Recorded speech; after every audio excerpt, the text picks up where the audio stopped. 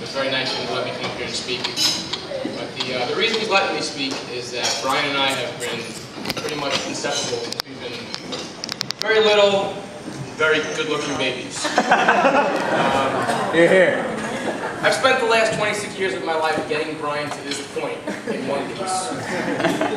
Whether I've been keeping him out of jail, whether I have been keeping very large, very angry men, very large, very angry women from killing him, and getting him here. And to thank me for that, Meredith told me before this speech that I had exactly 1 minute to speak.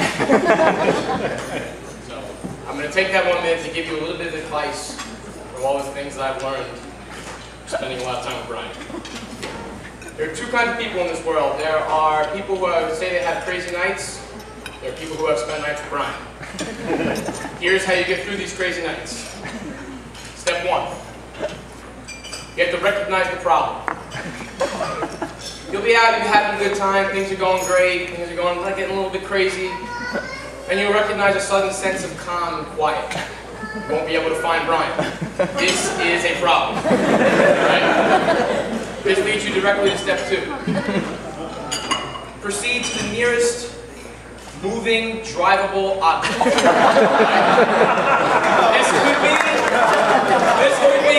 This could be a yacht. This could be a boat. This could be a bread truck.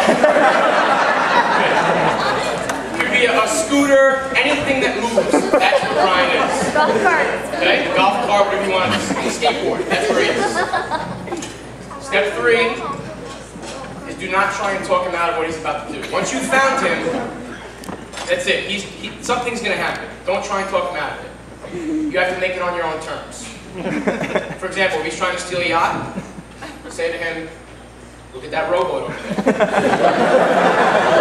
Wouldn't it be fun to steal that rowboat? Throw something in there, though. You got to say, like, the rowboat's tied up. You got to figure out how to get it off. You know? You're not done. There's one more step. Step 4. If you let him take that rowboat out by himself, there's a serious possibility that he may not come back. You have to partake in the mischief. You have to get in the rowboat, or the golf cart, whatever it is. Since I've been spending the last 26 years getting him here and taking care of him, if anybody else has to jump into that rowboat with him, I'm happy it's you, because you're probably the only person in here that loves him more than I do. So, I'm very happy for you guys.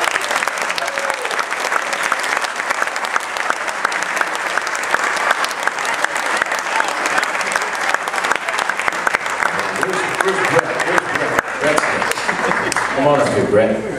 Thanks.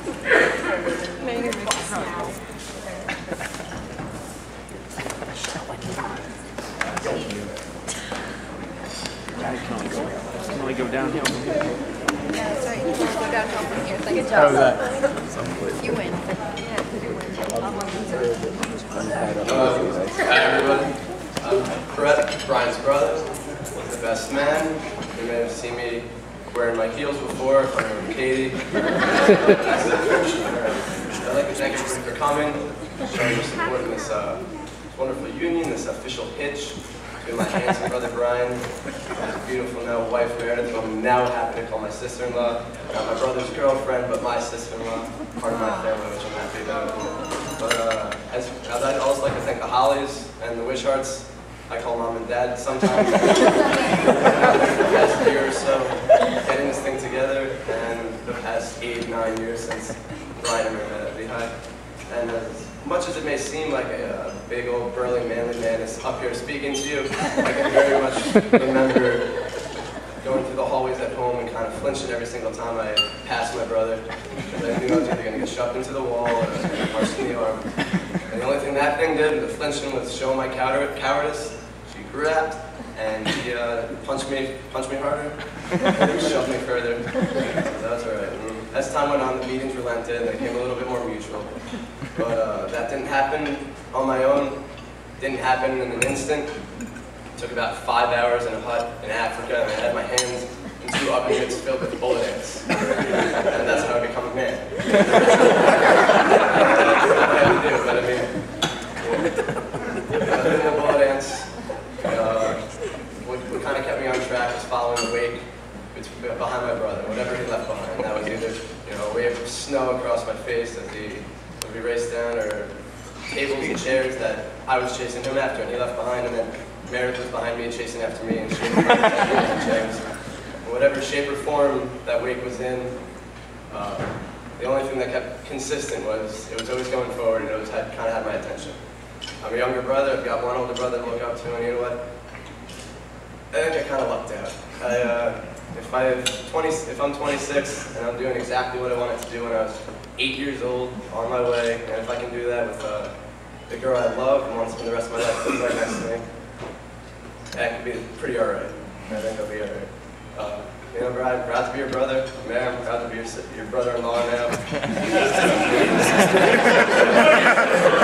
Took the heels off. Either or. You know what? Here's to you guys and the wonderful life that lies ahead. Hopefully that I very much be a part of. Love you guys.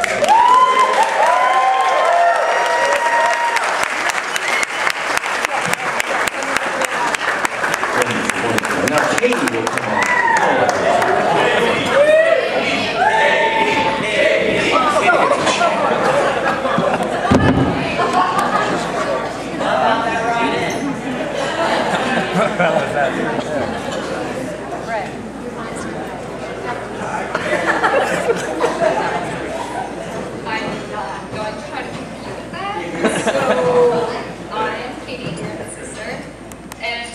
Congratulations to you guys. I wish you many years of happiness and the best of luck. I just want to welcome another bride.